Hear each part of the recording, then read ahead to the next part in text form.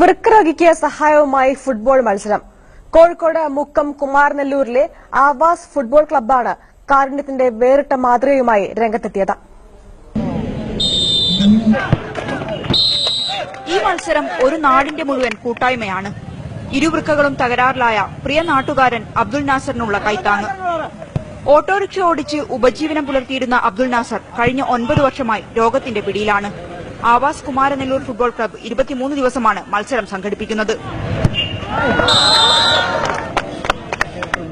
കഴിഞ്ഞ ദിവസങ്ങളിലെല്ലാം മത്സരം കാണാൻ നാട്ടുകാരുടെ വലിയ പങ്കാളിത്തമാണുണ്ടായത്.